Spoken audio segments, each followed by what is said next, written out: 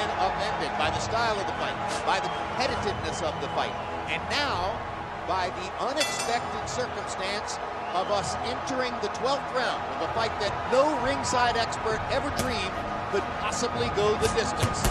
Most boxing films depend on sound to show, hey, we made contact when you punched each other, but it's really just a sound effect, and they really missed, of course. We connected every single punch in the film. So there's not a single intentional miss in the entire, in all 3 fights in the film. Every single hit that's supposed to hit hits. And that includes bending the glove and warping the face and having the jaw and pinching the eye and having spit and sweat fly out. Escobar tasted both of those big punches, and now he's not throwing. As Hope lines him up and tries to tee off. Escobar is in trouble. He's in bad trouble. Now Escobar comes back with his own combination.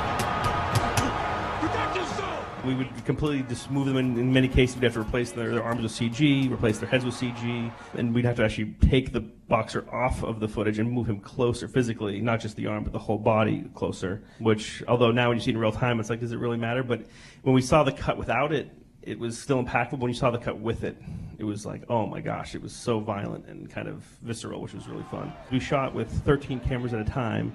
We would shoot 3 rounds of boxing. We'd even go to the corner, and the actors would say their lines and then get back and keep boxing without us ever cutting. So he had 65 hours of footage from the first 3 days of production. It was absolutely intense. You have no time to do anything anymore. You have to do an assembly that you can show to an audience quickly. And with visual effects, it's like we need time, but you guys need these little pieces, and we might want a shot to go longer, but you're like, yeah, but Jake really missed that punch, so I got to cut out of the shot. So it was important, especially on that film, and all films though, really, is to really have a lot of conversations with the editor and go, all right, here's what our vision was, here's what our intention was. You don't have it yet because we need time to make it. So understanding that pressure, now I was able to then now make better visual effects. There might be a shot where Antoine and I spent months designing it. We worked with the stunt coordinators, we worked with the DP. We spent 3 days shooting it. This is going to be amazing. This is going to be great. And we get to editorial, and John's like, that's not going to work for the story. And we're like, so if I don't get that information from him pretty quickly, now I'm going to put 50 artists or whatever it is, my whole team on that shot. We're going to spend all these resources, and then I'm going to see a cut and go, where's the shot, John? And he'll be like, yeah, it didn't work. Well, but I spent so much time and energy and budget on it. So it's important for me to understand very quickly where he thinks the budget needs to be spent.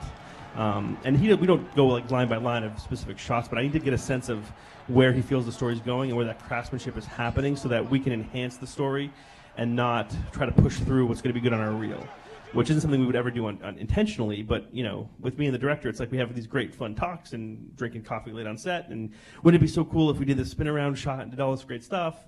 But if it's not going to work in the film, we don't want to waste the resources on it. So it's been a very big change with how I work with editors now versus directors.